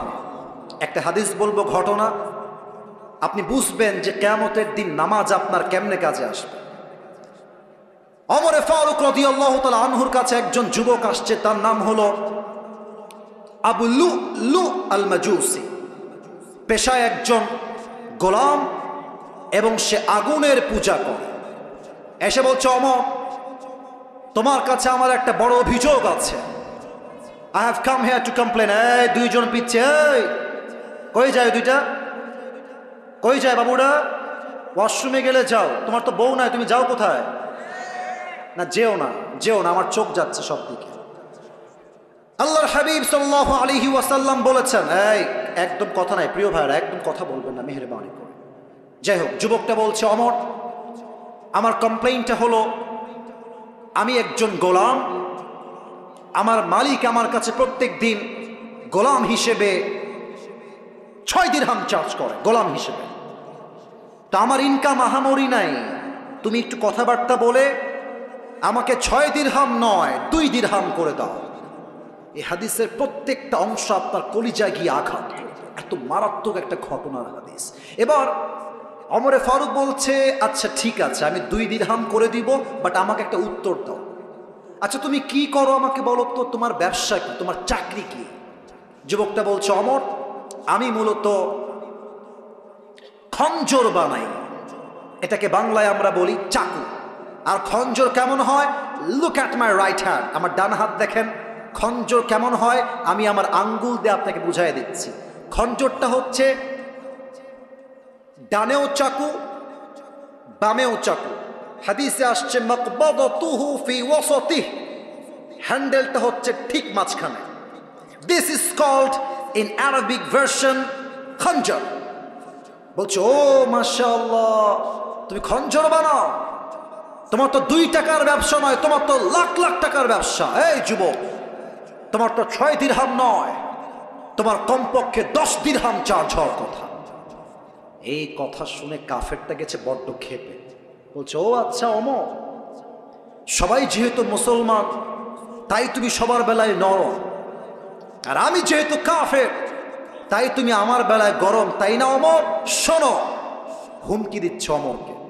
বলছে, আমি তোমাকে আজকে হত্যা করেছিলাম। নাউজুবিল্লাহ বলবেন না আপনারা? হুমকি দিয়ে ডান দিক দিয়ে বের হয়ে গেছে। ওমর ফারুক তো অবাক হয়ে তাকায় আছে, আরে কারে কি কয়, ও আমাকে হত্যা করবে, কত বড় সাহস! বের হয়ে গেছে। এবার ওমরকে হত্যা করবার জন্য বিশাল লম্বা একটা খঞ্জর বানিয়েছে। তো যারা এসেছেন, আমি জানি পরিপূর্ণ দেখা সম্ভব না, সবাই আমার পেটের ডান দিকে দেখবেন, যতটুকু দেখা যায়। আমি জানি পরিপূর্ণ সবাই দেখতে পারবেন না, যতটুকু দেখা যায় আমার পেটের এই ডান অংশ সবাই দেখবেন। প্রত্যেকটা আরব সর্দারের পেটের এই ডান জায়গাতে একটা বিশাল বড় খাপ থাকতো ছুরি রাখার জন্য। প্রত্যেকটা আরব সর্দার পেটের ডান দিকে লম্বা একটা খঞ্জর রাখতেন। ওই কাফের বিশাল লম্বা একটা খঞ্জর বানিয়ে পেটের ডান দিকে রেখেছে। এবার বলেন তো যশোরের ভাইরা, শীতকালে ঠান্ডা লাগলে জ্যাকেট বাদ দিয়ে আমরা কি মুড়ি দেই? চাদর মুড়ি দেই। ওই কাফের প্ল্যান করেছে, আমি ওমরকে হত্যা করব কেমনে? চাদর মুড়ি দিয়ে যাব। তো চাদরটা কেমনে মুড়ি দিয়েছে? আমার কাছে চাদর থাকলে প্র্যাকটিক্যালি দেখাই দিতাম, বাট এখন জাস্ট হাত দিয়ে বোঝাচ্ছি। চাদরের 2টা পার্ট থাকে, লাগবে না। একটা হচ্ছে ডান পার্ট, আর একটা কথা কম নাকি সেই জন্য, একটা হচ্ছে ডান পার্ট আর একটা বাম পার্ট। দেখেন ও কেমনে ঝুলিয়েছে, দেখেন চাদরটা এই যে মাথার থেকে নিয়ে 2 পাশে ঝুলিয়ে দিয়েছে। আর তার চেহারা কেউ যেন চিনতে না পারে, ছদ্মবেশ ধরার জন্য চাদরের ডান পাশের যে পার্টটা আছে এইটাকে উঠিয়েছে, জাস্ট লাইক এ নেকাব অফ উইমেন, মহিলাদের নেকাবের মতো। এই পুরোটা ঢেকে মুখ ঢেকে ফেলেছে। No one can see his face except his eyes. চোখ ছাড়া এটা কোন সাহাবী নাকি কোন কাফের বোঝা যায় না। ফজরের আজান যখন হয়ে গিয়েছে, এবার ওই কাফের মুনাফিকের রূপে নামাজ পড়তে আসছে ছদ্মবেশে। এবার ওমরে ফারুক রাদিয়াল্লাহু তাআলা আনহু ইমাম হয়ে আসছেন মসজিদে। ডাক দিয়ে বলছেন, সাহাবায়ে কেরাম সফু সুফুফাকুম, কাতার সোজা করো, কাঁধে কাঁধ মিলিয়ে দাও। আল্লাহু আকবার, সুবহানাকা আল্লাহুম্মা ওয়া বিহামদিকা ওয়া তাবারাকা ইসমুকা ওয়া তাআলা জাদ্দুকা ওয়া লা ইলাহা গায়রুক, আলহামদুলিল্লাহি রাব্বিল আলামিন, আর রহমানির রহিম, মালিকি ইয়াউমিদ্দিন, ইয়্যাকা না'বুদু ওয়া ইয়্যাকা নাস্তাঈন, ইহদিনাস সিরাতাল মুস্তাকিম, সিরাতাল লাযীনা আন'আমতা আলাইহিম গায়রিল মাগদুবি আলাইহিম ওয়ালাদ-দাল্লিন। আল্লাহু আকবার। ওমরে ফারুক রাদিয়াল্লাহু তাআলা আনহু নামাজ শুরু করে দিয়েছেন। সানা পাঠ করেছেন, সূরা ফাতিহা পাঠ করেছেন। সূরা ফাতিহার পরে লম্বা একটা কিরাত মিলিয়েছেন। কিরাত যখন শেষ হয়ে গিয়েছে, ওমরে ফারুক রাদিয়াল্লাহু তাআলা আনহু এবার আল্লাহু আকবার রুকুতে চলে গিয়েছেন। আর মুয়াজ্জিনের পাশেই দাঁড়িয়ে আছে মুনাফিক, নাম হলো আবু লুলু আল মাজুসি। যখনই ওমরে ফারুক রুকুতে গিয়েছে, সে আর রুকুতে যায় নাই, এক লাফ দিয়ে ওমরের সামনে দাঁড়িয়ে গিয়েছে। আর ওলামা ইকরাম এখানে আছেন, আপনারা জানেন হাদিসে আসছে কানু ইউসাল্লুনা বিগালাস, সাহাবা ইকরাম সেই সময়ে ফজরের নামাজ পড়তেন অন্ধকার সময়, কেউ কাউকে দেখতে পারতেন না। আমি সামনে দাঁড়িয়ে গিয়েছে ওমরের সামনে, and he is waiting for Umar. কখন ওমরে ফারুক বলবেন সামিআ আল্লাহু লিমান Hamida, he was waiting for that moment, অপেক্ষায় আছে। চাদরটাকে এমনে ধরে উড়িয়ে দিয়েছে, আর বিশাল লম্বা খঞ্জর বের করে দাঁড়িয়ে আছে পজিশন নিয়ে। ওমরে ফারুক জাস্ট উঠবে, একটা পেটের মধ্যে ঢুকায় দিবে। ওমরে ফারুক সুবহান রাব্বিয়াল আযীম, সুবহান রাব্বিয়াল আযীম, সুবহান রাব্বিয়াল আযীম তাসবিহ পাঠ করছেন। তাসবিহ যখন শেষ হয়ে গিয়েছে, ওমরে ফারুক রাদিয়াল্লাহু তাআলা আনহু বলছেন সামিআ আল্লাহু লিমান হামিদা। যখনই এটা বলেছে, আর ওই কাফের এটাও চাকু এটাও চাকু, মাঝখানে হ্যান্ডেলটা ধরে ওমরে ফারুকের পেটের ডান দিক থেকে নিয়ে এমন একটা পোঁচ দিয়েছে, এখান থেকে ধরে আবার একটা পোঁচ দিয়েছে, আবার ধরে আবার একটা পোঁচ দিয়েছে। হাদিসে আসছে তিনটা ছুরির আঘাতে পুরো পেট কেটে ওমরে ফারুকের নাড়ি ভুড়িগুলো সব বাহিরে গলগল করে বের হয়ে গেছে। ওমরে ফারুক নামাজের মধ্যে চিৎকার দিয়ে বলছেন কতালানি আল কালব, কতালানি আল কালব, আমাকে একটা কুকুর হত্যা করেছে, কে কোথায় আছো, আমাকে বাঁচাও। অজ্ঞান হয়ে পড়েছে। আর ওই কাফের ওমরে ফারুককে তিনটা ছুরাঘাত করে পেছন দিক থেকে পালিয়ে যাচ্ছে। সাহাবা একরাম কয়েকজন নামাজের মধ্যেই বলছে হুজুহু, ধরো ধরো। সাতজন মিলে ধরতে গেছে ওই কাফেরকে। আর ওই কাফের অন্ধকারের মাঝে যাকে সামনে পেয়েছে ছুরি দিয়ে কারো গলায়, কারো নাকে, কারো কপালে, কারো বুকে, কারো পেটে ইচ্ছা মতো ছুরি চালিয়েছে। হাদিসে আসছে 7 জন সাহাবী নামাজরত অবস্থায় ওই জায়গাতেই স্পট ডেথ, ওই জায়গাতেই শহীদ হয়ে গেছে। ওমরে ফারুক অজ্ঞান হয়ে পড়ে গিয়েছেন। আর একজন সাহাবী খলিফা হয়ে ইমাম হয়ে দাঁড়িয়ে গিয়েছেন। নামাজ যখন শেষ হয়ে গিয়েছে, আসসালামু আলাইকুম ওয়া রাহমাতুল্লাহ, আসসালামু আলাইকুম ওয়া রাহমাতুল্লাহ, নামাজ শেষ হতে দেরি সাহাবীরা এক দৌড় দিয়ে গিয়ে ওমরের কাছে দাঁড়িয়ে গিয়েছে। মা লাকা ইয়া ওমর, মা লাকা ইয়া খলিফাতুল মুসলিমিন, কি হলো আপনার হে ওমর, কি হলো, আপনি কি, আপনার কি হয়েছে, ওঠেন।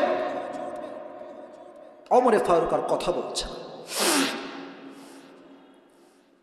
সাহাবা একরাম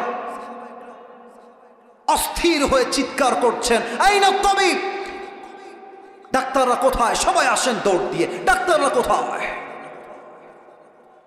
ডাক্তাররা এসেছে, ডাক্তাররা এসে দেখছে ওমরে ফারুক, আমার দিকে দেখেন সবাই, ঠিক এইভাবে চিত হয়ে উল্টে জাস্ট পেট কেটে নাড়ি ভুড়িগুলো সব বাহিরে বের হয়ে আছে, আর ওমরে ফারুক এভাবে চিত হয়ে শুয়ে আছে। তো ডাক্তাররা এসে প্রথমেই ওমরে ফারুকের পিঠের দুই দিকে হাত দিয়ে হালকা করে তুলেছে, আর একটা পানির বোতল নিয়ে আসছে বা পেয়ালা নিয়ে আসছে। এই ঠোঁট নিচের দিকে দিয়েছে, এই ঠোঁট উপরের দিকে দিয়েছে। এক ঢোক পানি ওমরে ফারুক রাদিয়াল্লাহু তাআলা আনহুর মুখের মধ্যে দিয়েছে। ও হাদিসে আসছে, ওই এক ঢোক পানি যখন ওমরের গলা দিয়ে নেমেছে, গলা দিয়ে নেমে বুক দিয়ে নেমে পেটটা এত পরিমাণে কেটে গেছে যে সবগুলো পানি বের হয়ে পেট দিয়ে সবগুলো পানি বাহিরে গলগল করে বের হয়ে গেছে। এক ঢোক পানিও তার দেহে আটকায় নাই। সাহাবা একরাম বলছে, পানি দিয়ে কাজ হবে না, লেটস ব্রিং দ্য মিল্ক, দুধ নিয়ে আসো, দুধ নিয়ে আসো। দুধ নিয়ে আসছে। ওমরে ফারুককে উঠিয়ে এবার তার মুখের মধ্যে দুধের এক ঢোক দুধ দিয়েছে। দুধ গলা দিয়ে ঢুকে বুক দিয়ে নেমে পেট এত পরিমাণ কেটে গেছে ওমরে ফারুক রাদিয়াল্লাহু তাআলা আনহু, সবগুলো দুধ পেট দিয়ে গলগল করে বাহিরে বের হয়ে গেছে। এই দৃশ্য দেখে সাহাবা একরামদের কারো চোখে পানি আর আটকায় না, সব সাহাবীরা কান্না করছে। বুঝে গেছে ওমরে ফারুক হয়তোবার কখনো ফিরে আসবেন না, এটাই তার জীবনের শেষ মুহূর্ত ছিল। এবার আমার চোখটা সবাই দেখেন, আমার চোখটা সবাই দেখেন। এক সাহাবী দূর থেকে দেখছে ওমরে ফারুক, তার চোখটা it's a very little bit, জাররা অ্যামাউন্ট, একদম ছোট্ট করে চোখটা একটু খুলেছে। আমার চোখ দেখেন একটু, it's a very little bit, একদম সামান্য, ভেরি জাররা অ্যামাউন্ট, ছোট্ট। কেউ দেখে নাই, ওই সাহাবী দেখেছে। ওই সাহাবী চিৎকার দিয়ে দূর থেকে বলছে, মা লাকা ইয়া ওমর, মা লাকা ইয়া ওমর, মা লাকা ইয়া ওমর। দৌড় দিয়ে আসছে, এ ওমর কি হয়েছে আপনার, আমাকে বলেন কি লাগবে, আমি আপনাকে দিব। সব সাহাবীরা দৌড় দিয়ে আসছে। ওমরে ফারুক কিছুই বলছে না, একবার কান একবার ঠোঁট, একবার কান আর একবার ঠোঁট ইঙ্গিত করছে। ওই সাহাবী বুঝে গেছে ওমরে ফারুক তার শেষ ওসিয়ত আমার কানে কানে বলতে চায়, আমি দৌড় দিয়ে যাই শোনার জন্য। ওই সাহাবী যখন তার কানটা বাড়িয়ে দিবে ওমরে ফারুক রাদিয়াল্লাহু তাআলা আনহুর মুখের কাছে, ওই সাহাবী মনে মনে ভাবছেন ওমরে ফারুক হয়তোবা তার জীবনের শেষ কথা বলবেন, তোমরা আমার বউকে দেখে রেখো, তোমরা আমার রাজ্যের সব সম্পদ দেখে রেখো, তোমরা আমার সন্তান আমার মাকে দেখে রেখো। হয়তো এটাই হবে তার লাস্ট এবং শেষ ওসিয়ত। এই চিন্তা করে ওই সাহাবী ওমরে ফারুক রাদিয়াল্লাহু তাআলা আনহুর মুখের কাছে তার কানটা বাড়িয়ে দিয়েছে। ওমরে ফারুক রাদিয়াল্লাহু তাআলা আনহু জীবনের শেষ মুহূর্তে পদার্পণ করেছেন। পেটের এই দুইটা জায়গা কেটে ফেড়ে গিয়ে নাড়ি ভুড়িগুলো সব বের হয়ে গিয়েছে। জীবনের শেষ মুহূর্তে ওমরে ফারুক রয়েছেন, আর ওই সাহাবীর কানে কানে ওমরে ফারুক জীবনের শেষ কথা জিজ্ঞেস করছেন, ডাক দিয়ে বলছেন, ও আমার সাহাবী, বাবার খবর দরকার নাই, মায়ের খবর দরকার নাই, রাষ্ট্রের কোনো খবর আমার কোনো প্রয়োজন নাই, আমাকে জাস্ট একটা খবর দাও, আসল্লান নাস, আসল্লান নাস, আসল্লান নাস, আমাকে বলো আমি ওমর যখন অজ্ঞান হয়ে গেলাম ছুরির আঘাত খেয়ে, আমাকে জাস্ট একটা খবর দাও, আমার অজ্ঞান হওয়ার পরে সাহাবায়ে কেরাম সেই নামাজটা জামাতের সঙ্গে আদায় করেছে কিনা এই খবর দাও, এই খবর নিয়ে আমি আল্লাহর কাছে ফিরে যাব।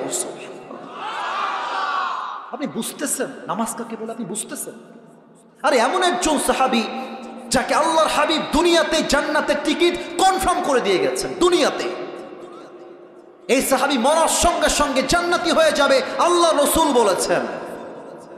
ওই সাহাবী তার জীবনের শেষ মুহূর্তে সব ভুলে গেছে, নামাজকে ভুলে নাই, নামাজকে ভুলে নাই।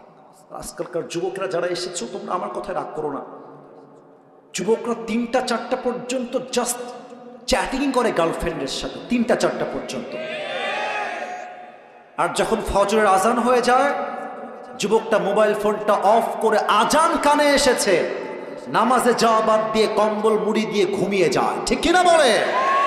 আজান হচ্ছে মসজিদে, যুবক না নির্লজ্জার মতো রাস্তায় বসে বসে টিকটক বানায় আর মোড়ের মধ্যে দাঁড়িয়ে দাঁড়িয়ে পাবজি এবং ফ্রি ফায়ার খেলে বেড়ায়। আপনি কেমনে মুসলমান হন? কিয়ামতের প্রথম দিবসের প্রথম দিন, প্রথম হিসাব নামাজ। আল্লাহ সবাইকে নামাজি হওয়ার তৌফিক দান করুক। পড়েন সবাই আমিন। সবাই যেমন বসে আছেন তেমনই বসে থাকবেন, ডান বাম হবেন। 3 নাম্বারটা বলেই দোয়া করব। 1 ঘন্টা 40 মিনিট আলোচনা হয়ে গিয়েছে, যেখানে মাত্র 1 ঘন্টা কথা বলার কথা ছিল। তবে কথা বলবে না, না না, আবেগ দিয়ে না, বিবেক দিয়ে। আমি মানুষ, আমি 3 নাম্বার পয়েন্ট এখন মেনশন করব। এরপরে যখন দোয়া হবে, দোয়ার সময় কোনো যুবক, কোনো মুরব্বী আমার সামনে এদিকে আসবেন না। বিশেষ করে যুবক ভাইয়ারা সেলফি তুলতে আসবেন না, নামার সময় হাত মিলাবেন। এখানে কওমি অনেক আলেমরা আছেন, ওনারা এগুলো সেলফি পছন্দ করেন না। অতএব নামার পরে হাত মিলাবা, তার আগে নয়। আমি বলেছিলাম লাস্ট 3টা বিষয়, 2টা শেষ। সর্বশেষ একটা বিষয় হচ্ছে হিসাব দিবসের পরে আল্লাহ রাব্বুল আলামিন বলবেন তোমরা সবাইকে 2টা ভাগে ভাগ করো। কোরআন বলছে ফারিকুম ফিল জান্নাহ ওয়া ফারিকুম ফিস সাঈর। One group will enter in the paradise, another group will enter in the hellfire. এক দল যাবে জান্নাতে, আরেক দল যাবে জাহান্নামে। যশোরের ভাইরা, আমরা সবাই জাহান্নামে যাব না জান্নাতে যাব? জান্নাতে যেতে চাই কারা কারা? 2টো হাত তুলে আল্লাহকে দেখা। মাশাআল্লাহ, তাকবীর দেওয়া লাগবে না। সবাই আমার সঙ্গে একটা কাশি দেন। এবার সবাই চোখটা একটু উপরের দিকে তুলবেন। সবাই আমি যেমনে বলি তেমনে বলবেন। সবাই বলেন আল্লাহ। একটু কলিজার থেকে শেষ ভালো যার, সব ভালো তার। বলেন সবাই আল্লাহ। তোমার কাছে দিল থেকে নিয়ত করুন। এই নিয়তটার কথা যেন কেউ বাদ না যায়। আমি জানি আপনি হয়তো মিস করতে পারেন, বাট নিয়ত করেন। বলেন সবাই আল্লাহ, তোমার কাছে নিয়ত করলাম আজ থেকে, কেউ যেন বাদ না যায়। আজ থেকে 1 ওয়াক্ত নামাজ আর কখনো আমরা, আমি যেমনি হাত দেখাবো তেমনি বলবেন। 3 বার বলবেন, 3 বারই বলবেন। আচ্ছা, প্রশ্নটা পড়ার চেষ্টা করছি। আসসালামু আলাইকুম। ওয়ালাইকুম আসসালাম। প্রিয় হুজুর, আমরা আপনার অনেক ভক্তবৃন্দ একটি বিষয় জানতে চাই। আমরা সামাজিক দিক থেকে নানাভাবে ভালোবাসায় প্রতারিত হয়ে কিছু যুবক একত্রে একটি সংগঠন করেছি, চিরকুমার সংগঠন ধোপাদি। এই ভালোবাসায় প্রতারিত যুবকদের উদ্দেশ্যে আপনার মতামত দিবেন। আমাদের সমস্যা বাড়ছে এবং সংগঠন ও আমাদের সদস্য বাড়ছে, সংগঠন বড় হচ্ছে। আমাদের একটি প্রশ্ন, আমরা কি এভাবে সারা জীবন চিরকুমার থাকতে পারবো? ইসলাম এই বিষয়ে কি বলে? মাথায় রাখবেন, আপনাদের ঈমান এতটা তাজা হয় নাই যে আপনারা বউ বাদ দিয়ে নিজেকে কন্ট্রোল করতে পারবেন। মনে রাখবেন, বিয়ে হচ্ছে ইসলামে একটি সুন্নাহ। আন-নিকাহু মিন সুন্নতি ওয়া মান রাগিবা আন সুন্নতি ফালাইসা মিন্নি। আল্লাহর হাবিব বলেছেন, বিয়ে হচ্ছে আমার একটা সুন্নত, যে আমার সুন্নত থেকে মুখ ফিরিয়ে নেয় সে আমার উম্মতের অন্তর্ভুক্ত হতে পারে না। তবে তোমরা একটা কথা ঠিকই লিখেছ, মেয়েরা বেশিরভাগ ক্ষেত্রে ধোঁকা দেওয়ায় খুবই এক্সপার্ট, খুবই এক্সপার্ট। আমি জানি না যে মেয়েরা কেন এটা করে। আমি যুবকদেরকে ধোয়া তুলসী পাতা বলবো না, তবে আমি এতটুকু বলবো, যুবকদের চাইতে কমপক্ষে 30% মেয়েরাই বেশি চিটিং করে যুবক ভাই। কারণ হলো, মেয়েরা, অনেক মুরব্বীরা আছেন, আমার মায়েরা আমার কথা শুনছেন, বোনেরাও শুনছেন, আমি সবাইকে বলবো with due respect, I am your well wisher, আমি আপনার কল্যাণকামী বোন, আমি আপনার শত্রু নই, আমার কথা একটু বুঝবেন। মেয়েরা ভাবে জামাইয়ের কাছে টাকা থাকলেই মনে হয় সুখ পাওয়া যাবে, এজন্য হাজার হাজার লাখো মেয়ে জাস্ট টাকার লোভে নিজের পছন্দের যুবককে বাদ দিয়ে টাকলার সঙ্গে বিয়ের পিড়িতে বসে যায়। আর একটা কথা আমি মেয়েদেরকে বলতে চাই, আপনার বয়স মাত্র 19, মাত্র 20, আপনি আমার কলিজার টুকরা যুবককে ছ্যাঁকা দিয়ে ব্যাকা করে টাকলার সঙ্গে বিয়ের পিড়িতে বসবেন, আপনি জীবনে সব পাবেন, মনের শান্তি আপনি কোথাও খুঁজে পাবেন না। অ্যান্ড থার্ড কথা, যারা এই সংগঠন করছো, আজ তোমাদের সংগঠনকে তোমরা ভেঙে ফেলবা। ইসলামে কোনো বৈরাগিতা নাই, ইসলামে এই সমস্ত চিরকুমার সংগঠন নয়। ইসলাম শেখায় তোমার চরিত্র রক্ষার জন্য তোমাকে প্রথম কাজ বিয়ের পিড়িতে বসতে হবে। আর আরেকটা আফসোসের কথা, এটা শুনলে হয়তো আমার কলিজার টুকরা আব্বা জানরা একটু মাইন্ডে নেবেন, আমি জানি, আমি নিজেও তো একজন যুবক। আমি খুব খেয়াল করেছি বিয়ের সময় মেয়ের বাবা যুবকের তাকওয়া, চরিত্র, দাড়ি এবং নামাজের চাইতে এইটাকে সবচেয়ে বেশি গুরুত্ব আরোপ করে। আমার তো মনে হয় যে কোনো মেয়ের বাপ প্রথমে জিজ্ঞাসা করে বসবে, বাবা সব বাদ দাও, পেহলে ইয়ে বাতাও कि तुम कितने पैसे कमाते हो। আর কিছু মেয়ের বাবা মনে করেন যে মেয়েকে যদি আমি টাকাওয়ালার সঙ্গে বিয়ে দেই আমার মেয়েটা চিরসুখী হয়ে যাবে। ভুল ধারণা। বিয়ের ক্ষেত্রে একজন প্রতিষ্ঠিত যুবকের চাইতে একজন বেকার যুবক 1000 গুণ বেশি উত্তম। আপনি বলবেন, হুজুর আমি আপনার কথা মানি না। কেন মানবেন? আমার কথা শোনেন। যারা প্রতিষ্ঠিত হয়ে বিয়ে করে তাদের একটা টাকার গৌরব থাকে, অহংকার থাকে, এজন্য তারা মাঝে মাঝে বউকে সস্তা পণ্য মনে করে। আর যেই যুবকের কাছে বেকার না, যে যুবকটা বেকার, শূন্য পকেটের যুবক, ওই যুবককে তার শূন্য অবস্থায় যেই নারী হালালভাবে হাত ধরবে, মাথায় রাখবেন যুবকটা আজকে জিরো হতে পারে, কালকে সে হিরো তো হতে পারে। আপনি আজকে বেকার যুবক বলে কাউকে রিজেক্ট করবেন না, যান সহযোগিতার হাত বাড়িয়ে দেন। আপনি আজকে যেই সরকারি চাকরিজীবীর জন্য একজন মেয়ের পছন্দের পুরুষকে বাদ দিয়ে আরেকজনকে বিয়ে দিচ্ছেন, মাথায় রাখবেন এমন একটা দিন আসবে এই যুবক ওই মুরব্বীর টাকলার কোম্পানির বস হবে, আর আপনি সারাদিন আফসোস করে বেড়াবেন। আল্লাহ আমার আব্বা জানদেরকে বোঝার তৌফিক দান করে পড়েন সবাই আমিন। না তাকবীর না, পড়েন সবাই আমিন। অতএব এই চিরকুমার সংগঠন এইসব বাদ দিয়ে দাও। আমাদের একটাই কথা, আগামীতে আমরা বউ ছাড়া একদিনের বসবাস করতে পারবো না। আল্লাহ আমার যুবক ভাইদেরকে নেককার দিনদার বউ দিয়ে দিক, পড়েন সবাই আমিন। আসলে সত্য কথা বলতে অনেক প্রশ্ন আসছে, আপনারা রাগ করবেন, এই জন্য আমি আর পড়বো না, আমি দোয়ার দিকে যাব এখন। সকলেই ভাই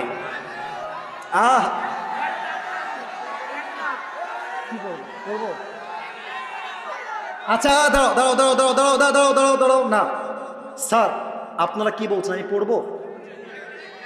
স্যার পড়বো এটা আমরা? আচ্ছা আচ্ছা আচ্ছা, পারমিশন পাওয়া গেছে, নারায়ে তাকবীর। আচ্ছা ঠিক আছে, এই থামো, আবেগ দিয়ে নয় বিবেক দিয়ে কাজ করতে হবে। তাকবীর দাও, নারায়ে তাকবীর। আসসালামু আলাইকুম ওয়া রাহমাতুল্লাহ। ওয়া আলাইকুম আসসালাম। কি যে প্রশ্ন করছে আল্লাহ মাবুদ ভালো জানে। হুজুর কিভাবে যে লিখি, কেমনে লিখি, আমার বিয়ের বয়স পার হতে যাচ্ছে, এইদিকে আমার পড়ালেখা শেষ হতে যাচ্ছে, বাসায় বিবাহের কথা বলতে পারি না লজ্জায়, বাসায় শুধু একটুতেই বলে যে আমার এই বান্ধবীর বিয়ে, ও বান্ধবীর বিয়ে, এমন কথা বলার পরও আমার বিয়ের ব্যাপারে বাসায় কারো কোনো মাথা ব্যথা নেই। এই ব্যাপারে আপনি কিছু বলুন। এটা আমার একজন লিখেছেন, ধোপাদি গ্রামের একেবারেই অসহায় একজন যুবতী নারী, আমার বোন প্রশ্ন করেছেন। এটা অবশ্যই পড়তে হবে, সবাই পড়েন আলহামদুলিল্লাহ। তার মানে আমার বোন বুঝে গিয়েছেন শুধুমাত্র শিক্ষা দিয়ে চরিত্র রক্ষা হয় না, বিয়ের দ্বারাই চরিত্র রক্ষা হয়। তো আমি আমার বোনকে বলবো, আমার প্রিয় বোন, আপনি আপনার আব্বা আম্মার হাতে পায়ে ধরে বোঝান। আপনার আব্বা আম্মাকে বলেন যে বাবা তুমি আমাকে বিয়ে দাও, তুমি বিয়ে না দিলে আমার চরিত্র নষ্ট হয়ে যাবে। যদি আপনার চরিত্র নষ্ট হচ্ছে দেখার পরেও, এই কথা যুবকদের জন্য বলছি এবং বাধ্য হয়ে বলছি, যদি তুমি দেখো তোমার বাপ মা দেখছে তুমি জেনায় জড়াচ্ছ, তোমার বাপ মা দেখছে তুমি হারাম প্রেম করছো, তবুও তোমাকে বিয়ের জন্য রাজি হচ্ছে না, সেই ক্ষেত্রে আমি আসিফ হুজুর বলে গেলাম, এখানে বাপ মায়ের মতের চাইতে বিয়েটা 1000 গুণ বেশি উত্তম হয়ে যাবে। কারণ আমি আমার বাপের কথা শুনতে গিয়ে জেনায় জড়াতে পারবো না। কিয়ামতের দিন আমার আব্বা আমার বিপক্ষে চলে যাবে, আর আমি আমার জেনার জন্য জাহান্নামে প্রবেশ করব, ঠিক কি না? এজন্য আমার প্রিয় বোন, আব্বা আম্মাকে বোঝান, আলেম ওলামা নিয়ে যান, আব্বা আম্মাকে বলতে বলেন বিয়ে দিলে দিবে, নয় পছন্দের পুরুষকে বিয়ে করে বাড়ি থেকে চলে যাবেন একেবারে। আমরা হারাম চাই না, আল্লাহর জমিনে আমরা হালাল নিয়ে বাঁচতে চাই। আল্লাহ প্রত্যেকটা যুবককে হালালে আসার তৌফিক দান করুক, পড়েন সবাই আমিন।